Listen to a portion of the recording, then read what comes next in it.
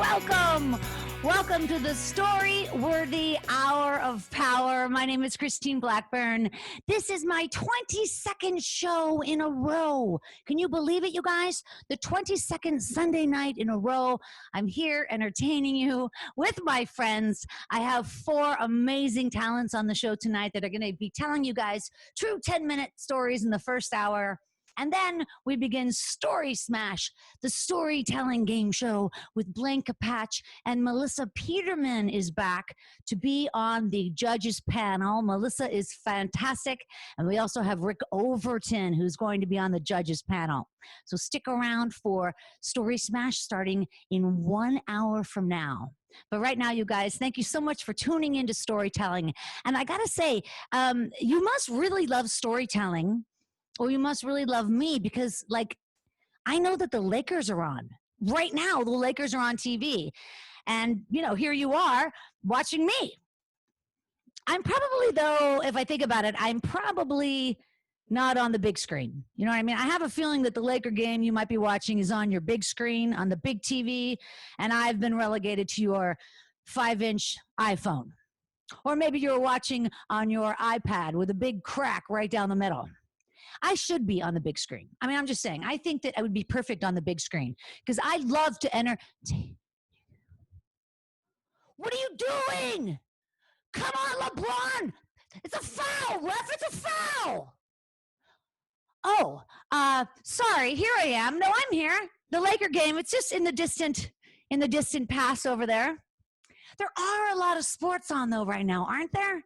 I swear, it's like there's so many sports. There's basketball, there's baseball, there's football, and there's tennis. Tennis is on, my very favorite sport. And I don't know if you guys saw this, but the good news is my boyfriend, Rafael Nadal, won his 13th French Open today. That's the good news. The bad news is he doesn't know he's my boyfriend. Yeah. Anyway, I do love to be on the big screen. I want to be in your living room every night on your television show. It would be just like watching a late night talk show. But the only difference would be I'm not a white man. But who knows, you guys? Things are changing. You know that. Things are changing. I voted the other day. It felt good. I don't know if you guys voted. And then I actually put on the I voted sticker they sent me. Did you see the sticker? Past years, it's always like like a sticker you put a banana. You know what I mean? Like, Dole, I voted. And now we got this big ass sticker. I voted. I voted. Speaking of which, did anybody else go to Donald Trump's Jim Jones rally yesterday? Yeah, it was right there at the White House. But instead of passing out the blue Kool-Aid, what they did was Trump had everybody wear blue shirts. And I don't think that's necessarily a bad idea because this is the way that we are going to be able to identify them later as COVID patients, you know? So who says the White House isn't doing contact testing? Maybe they just are. Eddie Van Halen passed away. That was sad this week. The fantastic guitarist Eddie Van Halen. What a loss, just a huge loss. You know, he's been battling cancer for years. He had tongue cancer and throat cancer. And even though he smoked 2 packs of cigarettes today, he said it had nothing to do with the smoking. It was because he had a habit of putting his metal guitar pick in his mouth on stage for years. And all I'm saying is Eddie Van Halen was a hell of a guitar player, but a self-diagnosis... I'll try it again. All I'm going to say is Eddie Van Halen is a fantastic guitar player, but his self-diagnosis medical skills, meh. R.I.P. Eddie Van Halen, for sure.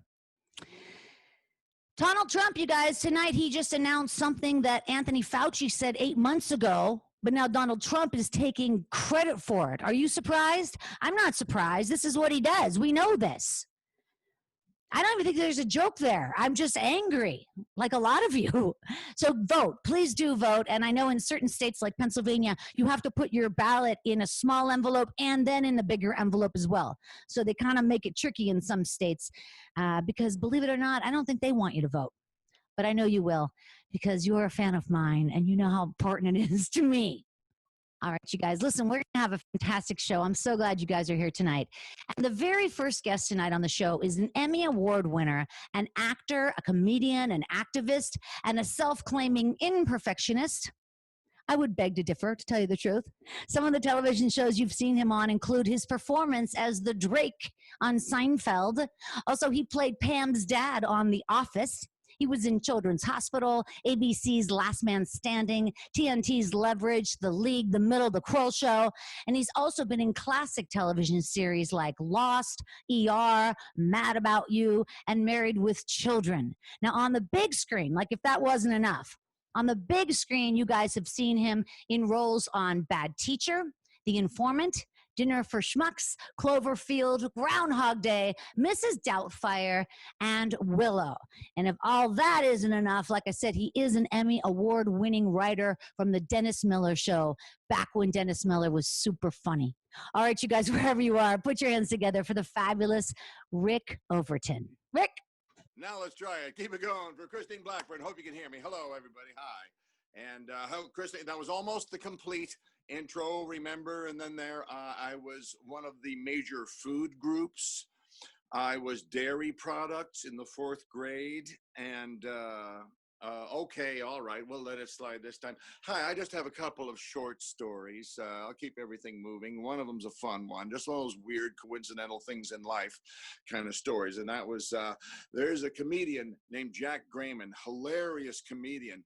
And for a brief time, because he looked a bit like Kurt Vonnegut, had the hair and the mustache, and he looked like Kurt Vonnegut, and he would come up as Bert Vonnegut. But he went back to being Jack Grayman, but for a while, he would play that angle. And so one night in the 70s in New York, I was hanging out behind Studio 54 because it was impossible to get in the front of Studio 54. It just didn't work. You had to know somebody. I didn't know anybody. So you'd hang out by the back door, and sometimes a guy come out to do a little coke or smoke a cigarette or do whatever, get a fresh air thing, and then you slip in the door right behind him before the bouncer notices you're in the club. It didn't always work. So I was walking around the back alley, and I was waiting for my break, and there's this guy sitting there on the steps out behind the door, and I didn't know for sure who it was, and I looked over and I thought for sure this is Jack Grayman, and I had the hair, and so I said, "Hey, Jack, what's up?" And he went, "Hey, Jack." He said, "Hey, Jack," back to me, and maybe he didn't. He thought it was a "Hey, Jack, hey, bud, hey, Mac." I walk up closer, thinking it's Grayman. It's Kurt Vonnegut. So I was sitting there talking about life and women and work and art and all that stuff. And we sat there just out in the alley. It was not the night I'd planned on, but it was way better. And that's just one story. The other story is another crazy, just how could these coincidences be happening? But life is jammed with them. You've got your own versions of them. And so this one, I'm visiting a friend in Lenox Hill Hospital who's trying to kick a very terrible habit, and he's very bravely doing it. He's, I would not use any names, but he was a good impressionist, and at points a great and even brilliant impressionist. And you know there are certain impressionists that think they have every voice perfect, and they do 3 of them like you're standing next to the actual individual they're doing, and then 1 or 2 that are so unbelievably off you don't know what they're doing with the other collection of things. And he had that, and the blind spot for this otherwise brilliant artist was James Mason. For some reason, I don't know why. And so I'm up there, and we're going back and forth doing notes with each other. And he's going, no, James Mason sounds like this. And I'm going, no, he's up here. He's partly going out your nose, you see. You've got to force it and strain the voice just a little bit.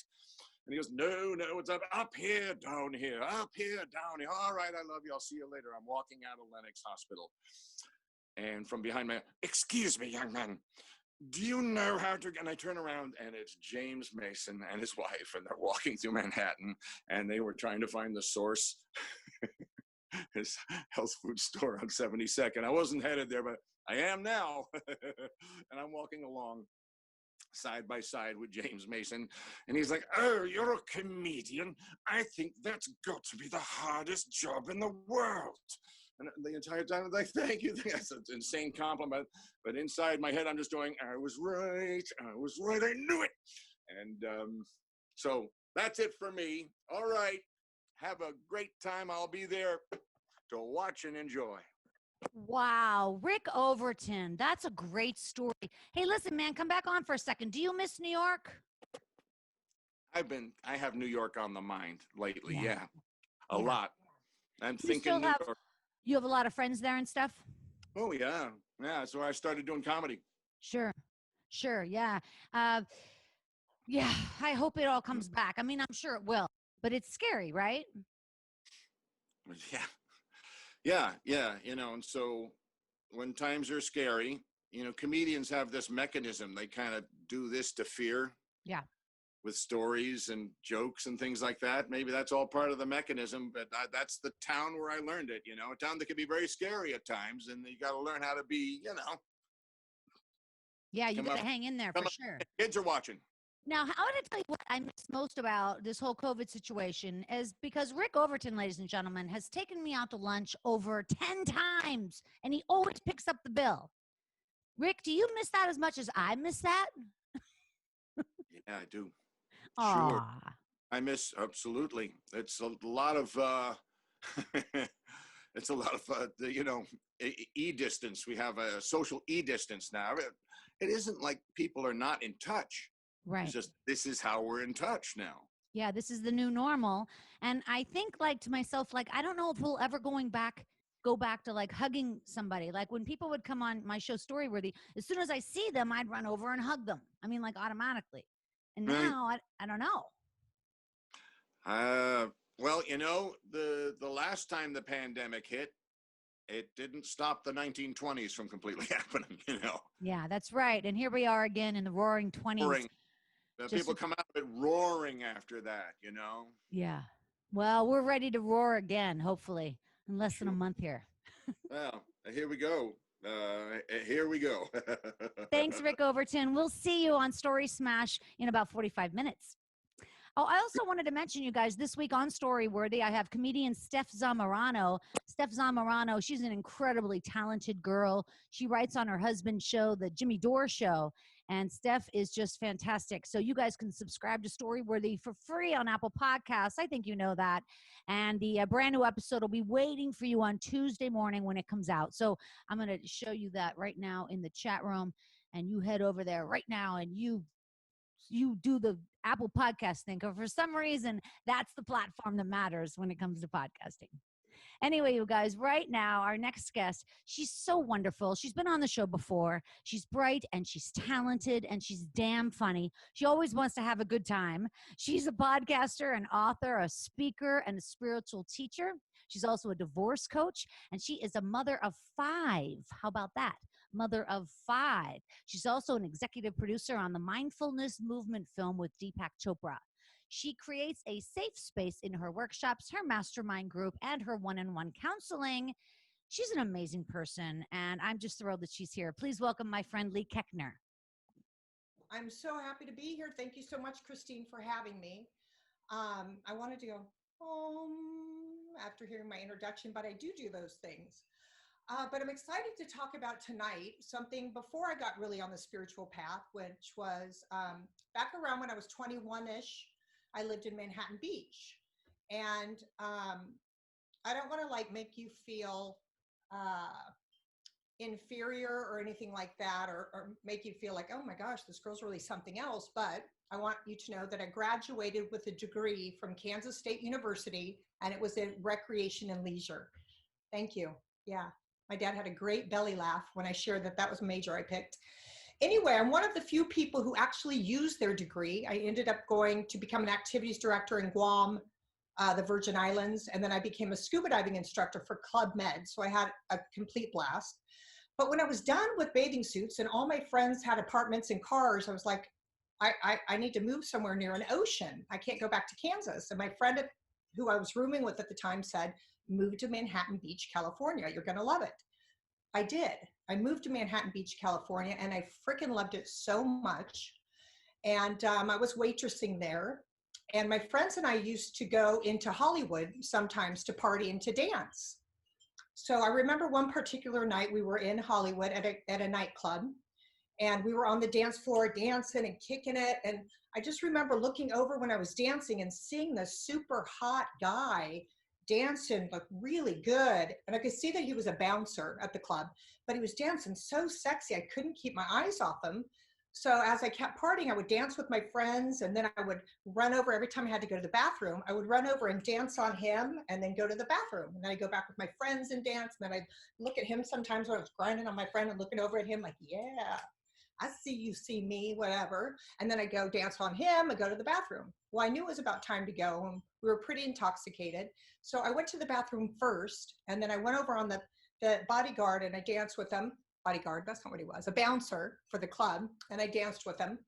And I said, I'm leaving. And he was like, I'd like to see you again. He had a super low voice. And I was like, all right, okay. And I kept dancing. He's like, can I have a hug? And I gave him a hug. And I was like, bye. And we took off. I think we stayed out till like 3 or 4 or 5. But when I woke up in the morning in my own bed, thank you very much, I looked down and my jeans were on the floor. And there was a business card that had kind of fallen out of the back pocket. And I reached over and picked up the card. And it was of a man's body from like his Adam's apple to right above his penis. And his stomach was like chiseled, ripped. And that area where it kind of V's in to the penis area, it was like a statue. I was like, holy hell, whose stomach is this? So we didn't have a computer yet. So I couldn't Google the name on the card, and we didn't have cell phones or anything. So I just picked up my phone and I called him, and he answered. So low his voice was, I can't even imitate it. And I was like, hi, I just found your body card in my back pocket.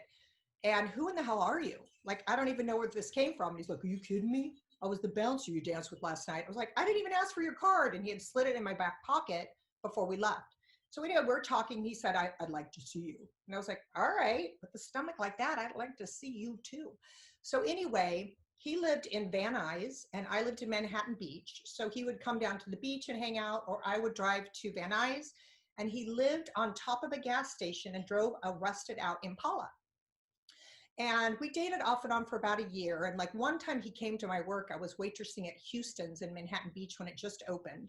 And they have a really strict dress code. Like men can't wear hats and they can't wear tank tops. And Vinny was his name. He came in to visit me at work and he had on like, I don't know what we call him now, a Target white t-shirt, but it was a wife beater back in the day. But I know that's not a nice thing to say, but I can't think of it. He had that on and he had cornrows, little braids all over with beads in it in his hair and his pants low.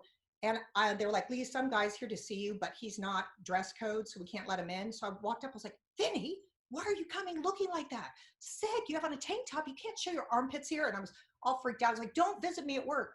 So anyway, that was just one thing. So anyway, I would go to spend time with them and we started making out. And I'll have to say, he was a great dancer, like I told you. And I found out he was in a dance crew in New York, but just that name makes me laugh, a dance crew. I didn't even know what the hell it was, but he was in one. And he was a great kisser, he worked out all the time, and he had the largest penis that I've ever seen in my entire life. And it was so large that I kind of shrieked or shreked or ah! The first time I saw it, and I tried so hard to find ways to make out with him without having to involve his penis because it was just like huge. So anyway, we dated off and on for a while. And then I realized like, I'm young. I just moved here. I live at the beach and I'm driving to freaking on top of a gas station with a guy with an Impala who's, struggling actor, whatever. So that went on for a while and then I was like tired of it. And so I said to him one day when I was at a house, I said, Vinny, I want to break up. I want to be on my own. I want to stay at Manhattan Beach. I want to hang out there. And I feel like I'm spending so much time away dating you. And he's just sitting there looking at me. And then I was gathering my stuff and getting ready to go. And he took my arm and he looked me directly in the eye and he said, don't leave me. I'm going to be somebody. I'm going to be somebody. Okay. Even though it sounds silly, I was so taken because I've never seen a knowing like that in somebody before. And as I listened to him, I looked in his eyes, I was like, he is going to be somebody. You know, it's not going to be with me, but he is going to be somebody because had such conviction. Like, I don't think I've ever seen that since that. So anyway, I went on, ended up getting married, and I went to the movie theater with my newlywed husband, and we were watching Saving Private Ryan. And all of a sudden a scene came up and I'm like, oh my God, there's Vinny. He was in Saving Private Ryan. I was so proud of him, a Spielberg film. And then later I had my first son and he wanted to go see a movie called Pitch Black. So I take him and I was like, oh my gosh, Vinny. And he was starring in it. And then later he became the star in those Fast and Furious episodes. And I was like, holy Toledo. I was so blown away that he told me, I'm going to be somebody. And he did. He became a huge star. I mean, he's a huge star and huge. Anyway, I'm just proud of him. Vin Diesel, congratulations. You made it. You are somebody. Thank you. Oh, come on. Is that true? Is that true? Oh, hell yes. Oh, wow. Yeah. And he was so ripped and so sure of himself. And so, I mean, he was a bouncer and a bodybuilder. No, he was a bouncer and a personal trainer. That's why his card had his thing on it. Yeah. And wow. His name's Mark Vincent, and everyone called him Vinny. And it's a trip. As I watched him, I got more and more excited for him because he had that freaking knowing, and it came true. So confidence. It's confidence, right? Yes. I mean, it's kind of like what you teach right now, don't you think, Leigh? Like being your authentic self? 100%. Like when you're clear with the goal and you move towards it every day and you don't let your mind screw you, you get it. You can't help but get it. Yeah. I read recently something about, it's not the pace at which you go, it's the direction that's more important. If you know it's coming, it doesn't matter the pace. You just keep moving towards it. And when the time's right, you land it. Well, I agree with you, but like I dream of a washer and dryer, and like, when is that coming, Leigh? Well, here's what I say, Christine. I think we should get together for a session. Okay. We're going to get really clear what kind of washer and dryer you want. We're going to visualize it. We're going to do a vision board of it in your space. That's it. Okay. And then as we work and do little baby steps, it's going to be in your house before you know it. Damn. Leigh Koechner, ladies and gentlemen, you are a rockin' girl. I love you so much. Thank you, really. Thanks, Leigh. All right, you guys, this next guy coming up on stage, he's fantastic. He's been on the show before as well. He is a guitar player. He often plays guitar on stage with his, for his comedy act. He's very funny. He actually organizes a lot of tours for the troops all over the world. I think he's on like tour 19 now. And, now I'm sure he's suspended this whole thing because no other country will take us because we're filthy. Thanks, Trump. But when we get back to business, I'm sure he will be all over the world once again. All right, you guys, he is a true hero to the troops, and he's also one of the sweetest guys ever. Coming to us from the Mistake on the Lake, Cleveland, Ohio. Please put your hands together for my friend, Johnny Cardinale. Well, thanks for mentioning the military tours. I had one set up for November. It just got canceled last week. So this will be the first year in 13 years that I have not gone overseas and entertained our military. So my story, I think, Leigh, both stories have been great so far. So I don't know if this is going to top it or not, but this is a completely true story. So before I became a comedian, so working day jobs, I worked at a bank. It's on Sunset in Fairfax, right where the Coffee Bean is now. I know it's a localized thing, local reference. It used to be Chase, and it was before that was American Savings Bank. And I worked right there.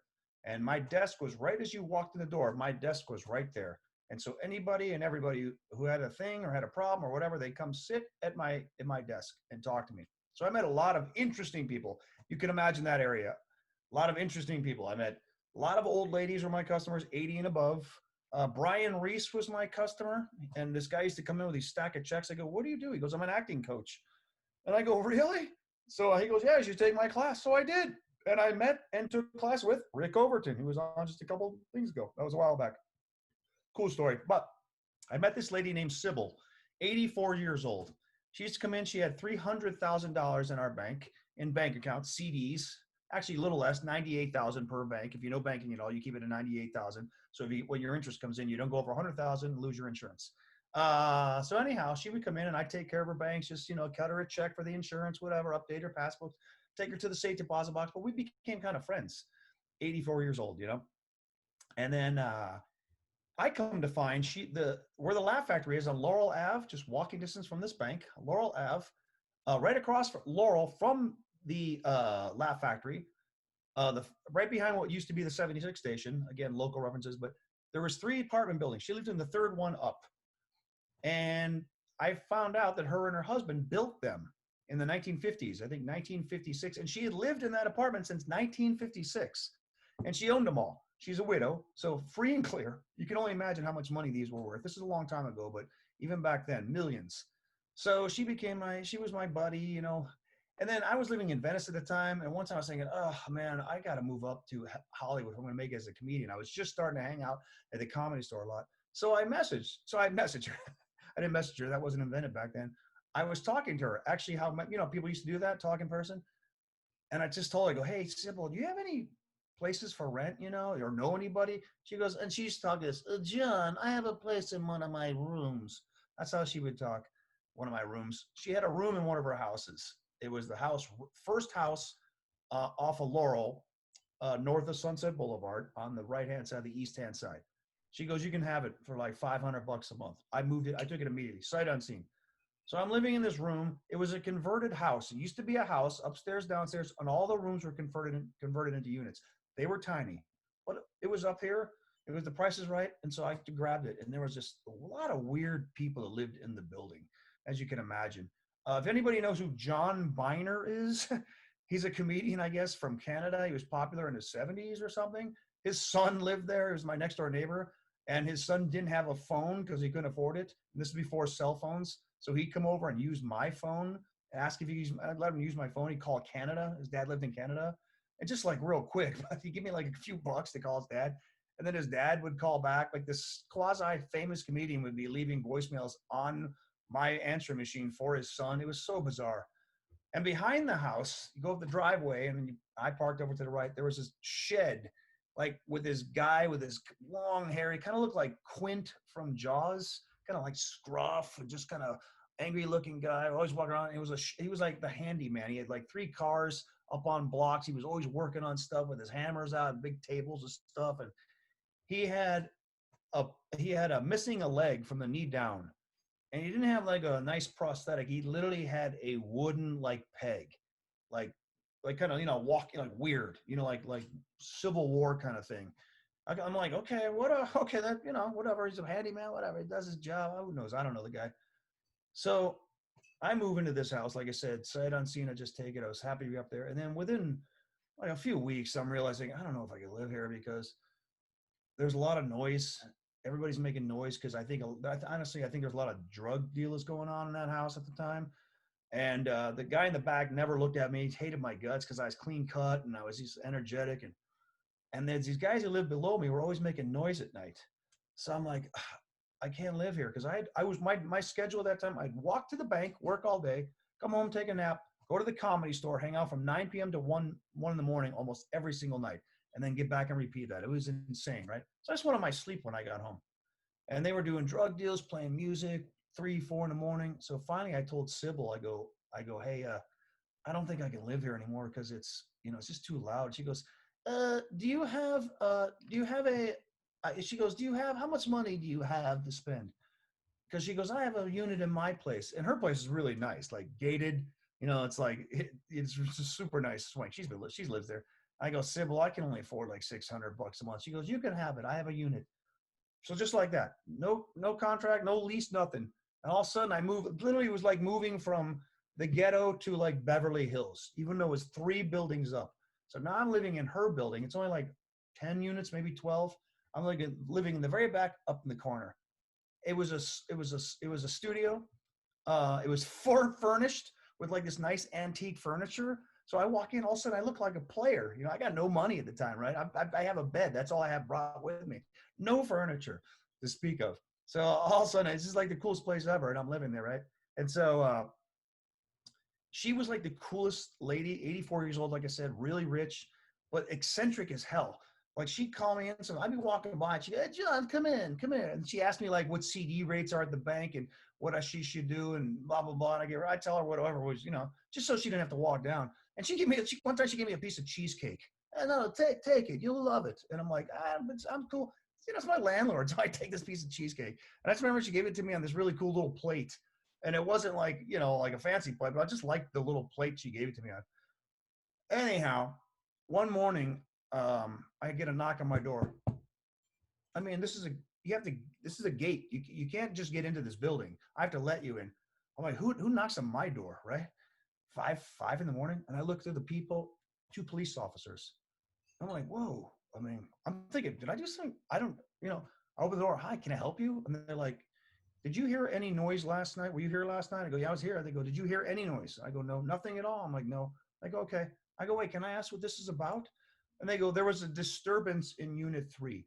Now, when you walked into the building, there was one door on the left, right from the entrance, and that was Unit 1, and Unit 3 was the second one. Unit 2 was on the right.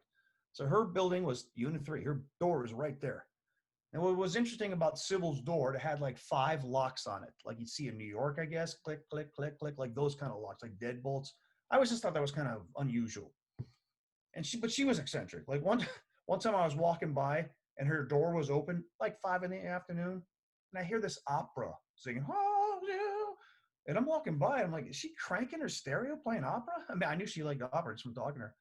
I walked by, she's sitting in her living room by herself, all dressed up on the couch. I can see her from profile. And there's a lady standing in a nice gown singing live opera to her at full pitch. There's just the 2 of them in their living room. I'm like, but that was Sibley. Like, whatever. Great. So anyhow, get the knock on the door of the police officers. They said there's a disturbance in Unit 3. I go, Unit 3? I go, Sybil's? I go, Sybil. Well, I go, what happened? They're like, we can't tell you. We just want to check and see, have a great day. And then like an hour later, I'm walking to work because the bank, and they're like, these people, detectives, they're brushing for fingerprints around her door.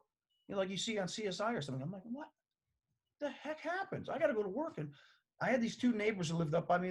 They were like a middle-aged gay couple, coolest guys in the world. I don't forget what they did for work, but they also bred dogs. So they always have like every now and then they have these big litters, and I go pet the dogs and help them out with them. And super cool guys, right? So they told me, this is swear to God true story. 3 in the morning, somebody went into her apartment, 84-year-old Sybil, put a gun to her head and shot and killed her. I know, sorry, it's not a funny story. This is a completely true story. And I'm like, what? And when I walked by that day, I didn't see any sign. I don't know why they're brushing, because I didn't see any sign of forced entry. There's no break-in. There was no glass broken. And so he told me, he goes, there was no sign of forced entry. This is my neighbor telling me, because, he talked to whoever. No sign. This is somebody who knows her. So, okay, man, this is the craziest story ever, right? I'm her banker. She's got $300,000 in our bank. She's worth millions easily, because I know she owns these 3 buildings free and clear, and who knows what else she owns, right? She has 1 heir to her entire estate. She has 1 daughter. That's it, who lived in New York. I don't know what the relationship was, but like weeks later, her daughter comes into the bank. All her accounts were in her living trust. And so I'm sitting across from her daughter, and her daughter's got all the death certificate and all the paperwork to show that she needs to close the checks out, the bank accounts out. And I'm, like, this is her money now. And I'm sitting there looking, going, because her daughter doesn't know that I live in the building. She doesn't know I have a handshake with Sybil. And I'm like, did you put a hit on your mother? I mean, all her money goes to this one person.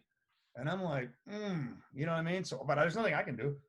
I close her accounts out. I give her $300,000 in checks, 3 different $100,000 checks. And okay. And then I also, my unit didn't have a parking spot for me. So Sybil gave me a spot in the second building that she also owned, obviously. And like within weeks, I got a note on my car saying you can no longer park here. I think it was the new owners coming in or the people trying to sell it. And so I'm like, I got to move. I could see the writing on the wall. I have a handshake deal for like really cheap rent. So I moved. I moved, and actually Jamie Masato, owner of the Laugh Factory, he bought the first 2 units, not Sybil's, but the first 2 units. He bought both of those. And the first one is right now a home for comedians who need places to live. They still live there right now. So anyhow, I moved out and I lost track of everything. The people in the building, I didn't know that many, except for the couple up there, and no big deal. And then years later, like 3 or 4 years later, I was running like a 5K or something. And, if you run a 5K, there's all these booths, they're trying to, giving you samples of protein bars or whatever and stuff. And I see this booth, like this organic tea, and I recognize the guy. I'm like, hey, dude. And it was my neighbor, one of the gay guys. He was my neighbor. And I'm like, hey, what's up, man? I haven't seen him in years, And I go, we go have a catch up. And then I go, hey, man, did you ever, they stayed there. They stayed living there for a while because they didn't have a handshake lease. They had an actual lease. And I go, did you ever find out what happened to Sybil? Turns out that one wooden leg guy in the shed, he had been her like go-to handyman for years. I think she sort of kept him afloat because he was like a strange old dude, right? I can tell. Look at that guy. And then she told him that he needed to move out. She wanted him gone. So he went over there, and obviously he had access to her doors, killed her, shot and killed her. And then this is the capper. That was like a week after she gave me that cheesecake. And for years, I had that little plate. All it was a white plate. Nothing special about it. But I loved that little plate. And it always reminded me of Sybil, who did me a great service in life. And unfortunately, it cracked a few years later. I dropped it or whatever. But I held onto that plate for a long time, just a white plate. Anyhow, that's my story, guys. Thank you so much for having me, Christine. And enjoy the rest of the people on the show. Holy cow, Johnny, that is a crazy story. I know, right? I'm so sorry for your loss. I know. It was hard, man. I really liked her. That's really sad. Mm-hmm. Okay. Sorry, it wasn't funny. No, it's okay. It was a story. I mean, it's truthfulness. It's just, I've never heard of anything like that. I'm so sorry. Pretty bizarre. I have several friends who are elderly. I love elderly people because, in my opinion, they're smarter. That's it. That's the bottom line. They have more stories. I will tell you this. I used to have, most of my clientele were like 80 and over. A lot of widows, a lot of Jewish ladies with the tattoos and stuff who'd lived a life. And one lady told me, she goes, take care of yourself. But when you get to be my age, she was like 85. She goes, that's not Sybil. She goes, all you got is 2 things: your stories and your memories. That's it. Make sure you're healthy. That's all you got. So, you know what I mean? I've also heard something like the only thing you can leave are children or art. Have you ever heard that? I haven't, but that's absolutely brilliant. Yeah, maybe so. Mm-hmm. All right. Thanks, Johnny. We're going to keep moving right along, guys, because we've got Story Smash coming up at 7:00 with Blanca Patch and Melissa Peterman and also Rick Overton. All right, you guys, this next guest, she's fabulous. She's a writer and a talk show host. She has hosted a live celebrity-driven literary salon in her living room called Women Who Write. It also includes men, though. And she is just terrific. I've been on her show, that show, Women Who Write, several times. It's a really, really great program. And she also produced a show called Game Changers, a weekly talk show featuring celebrities who are living their dream, which seems logical. And now she has a new show called Shooting the Shit, which you can find weekly on Facebook. I never miss it. It's super funny. And she's also the author of the book Don't Jump: Sex, Drugs, Rock and Roll, and My Fucking Mother. Please put your hands together wherever you are for the very talented Vicki Abelson. I see a blank screen, but I'm guessing that I'm on it. Hi, everybody. I'm Vicki, and I'm an alcoholic. Sorry, I can't help that because I've been in 3 meetings today. This is my 4th, and it kind of feels like that. Thank you all for your stories. They're wonderful. Leigh, I am never, ever going to see Vin Diesel and not think of his penis. So thank you for that. And Johnny, John Biner, he actually did my talk show a month ago, and that's absolutely a true story. And he's wonderful, and he's actually pretty iconic. Christine, thank you so much for having me. I love that it was the genius Rick Overton, which he is, and the fabulous Leigh, and talk show host Vicki Abelson. But it's okay because it's true. I can talk, and so the expectation now is kind of low, and that's good. I feel comfortable with that. Anyway, I want to tell you something, a Tinder story, because I've been married twice, two-time loser, and my husband and I split up about 10 years ago. And for the first 4 years, I was determined to meet somebody in real life, and it was not happening. I mean, I just had the absolute worst luck with dating. So my therapist, and of course I have a therapist because I'm Jewish, talked me into finally going on Tinder. And I said, but isn't that just a hookup site? And she said, well, no, I have clients who actually have met significant others and have had relationships. And I thought, finally, I was just so hungry to connect with someone, to go. I wasn't even dating. It was like everybody I met was either unavailable or horrible. So anyway, Rick, you were single though. I don't know, Rick, we never did that. Anyway, so I got on Tinder, and I found that 100% of the time, every single guy I connected with lied about something. Either how old they were, what they did for a living, where they lived. One even lied about his name. And I was just very disenchanted, and it was a lot of first dates.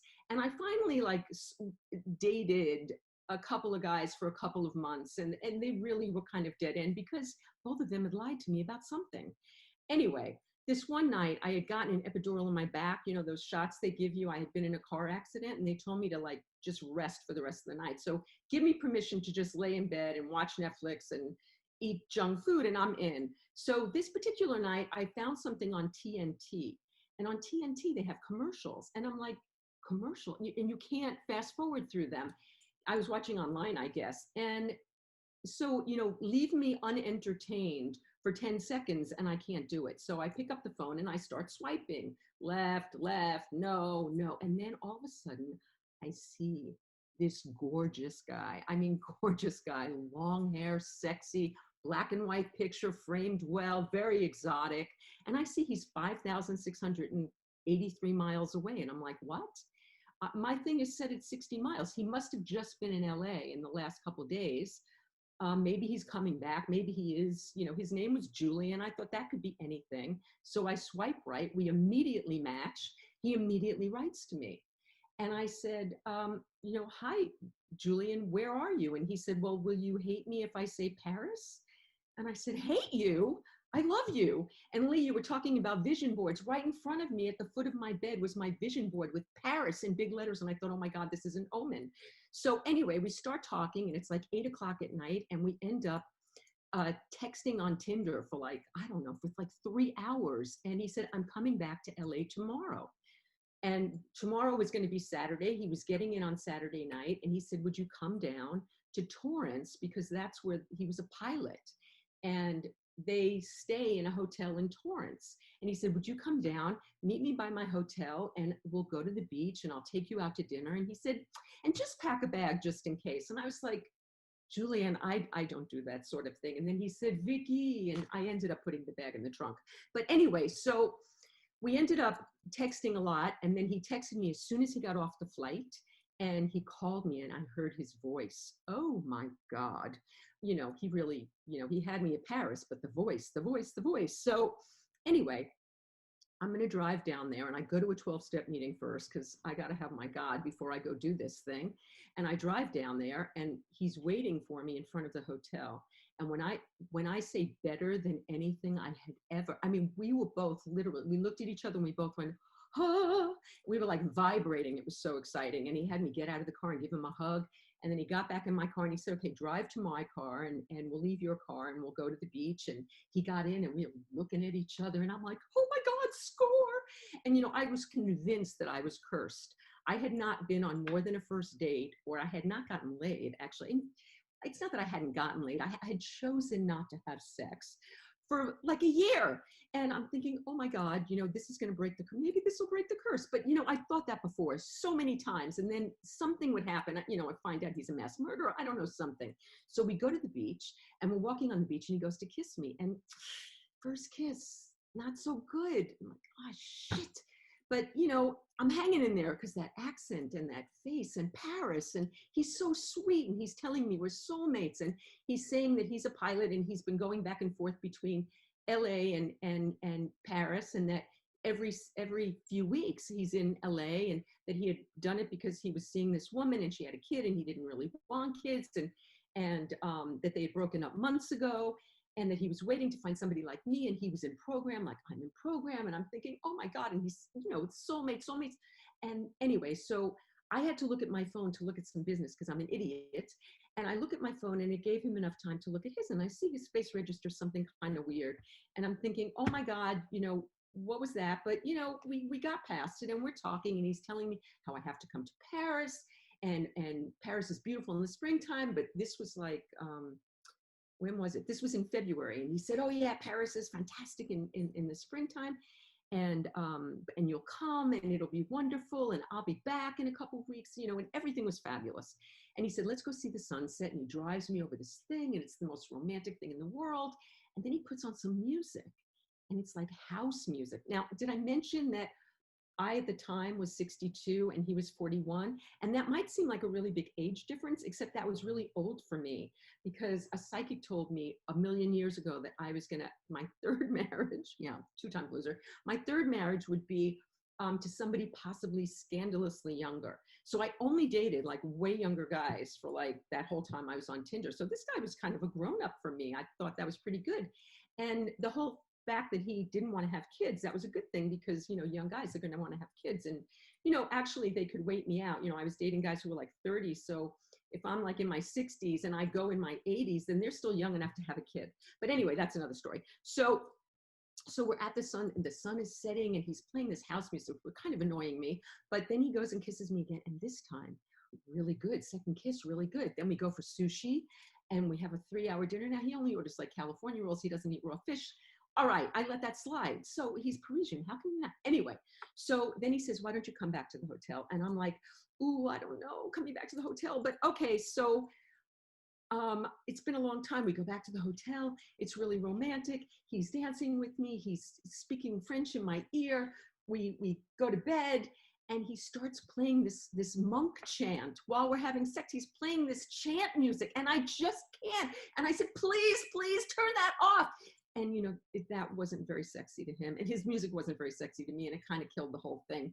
And it was very awkward. And I got up in the morning, and it was really kind of weird, but I wanted to go to Paris. And anyway, it turned out that the person who had texted him when we were at the beach was the girlfriend, and they had only broken up 6 days before. And now that they were broken up, he wasn't going to be coming back to LA anymore. He was going to be doing this route in Europe, and it was all bullshit like everything else. And so the curse was broken, but so was my heart. But we'll always have Torrance. Thanks. That was a great story.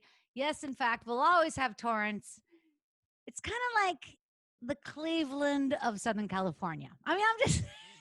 Well, we're supposed to always have Paris, not Torrance. Yes, that's exactly right. But that's a great story. Thanks, Vicki. You're so great. You're an amazing woman and an amazing writer. I adored your book.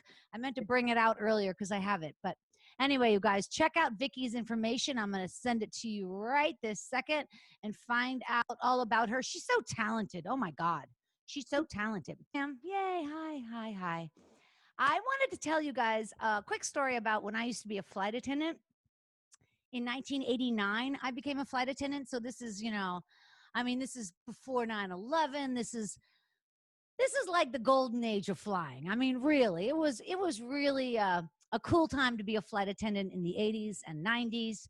However, our uniforms were dreadful, and they were very specific about our uniforms. Like there was just a lot of rules in general about being a flight attendant. Like you had to wear high-heeled Navy pumps at all times unless you were over 10,000 feet and serving food or beverages.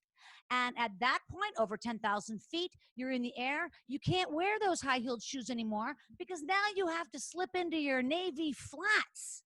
That's right. If you're serving food or beverages, you need to be wearing your serving garment.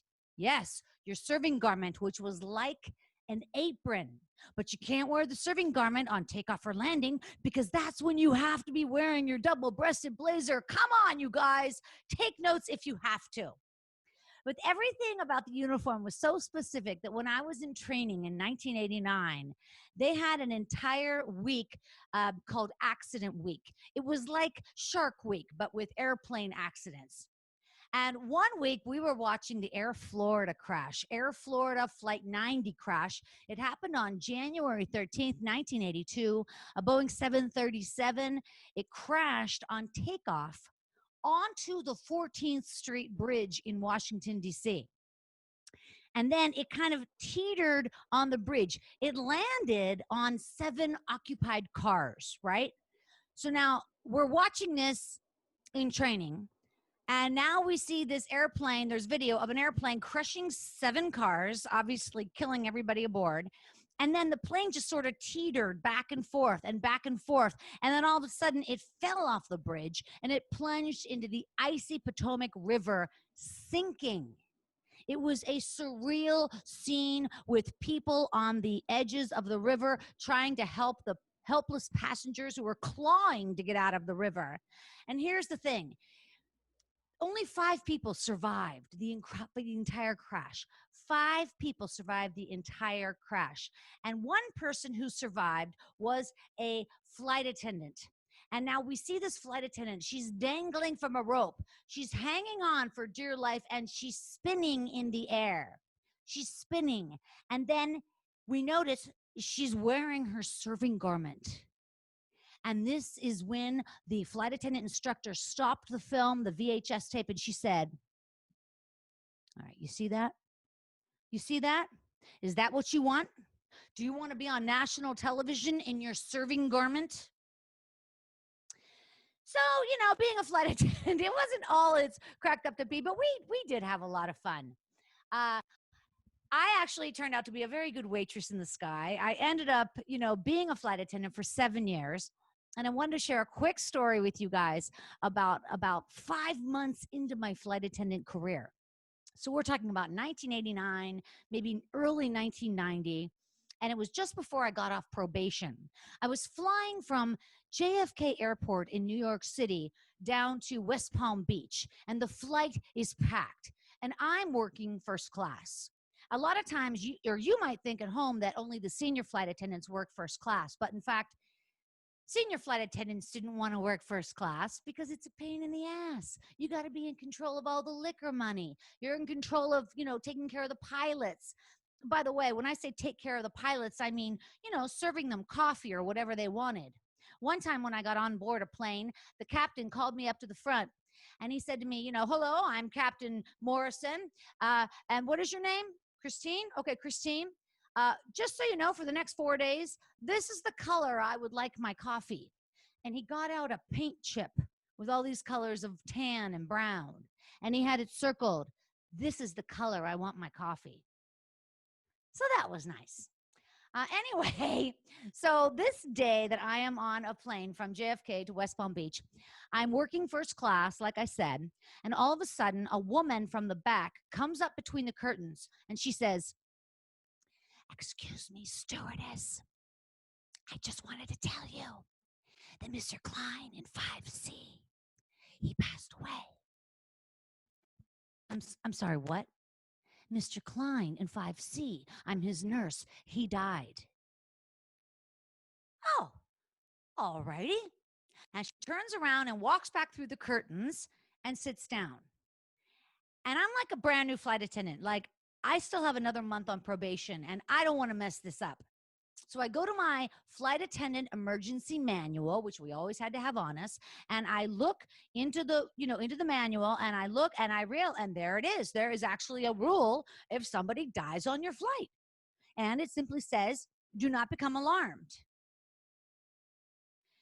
Place an oxygen mask over their nose and mouth, adjust the elastic band around their head, and then pretend like nothing has happened. Do not let on to other passengers that someone has died. Well, of course, no problem.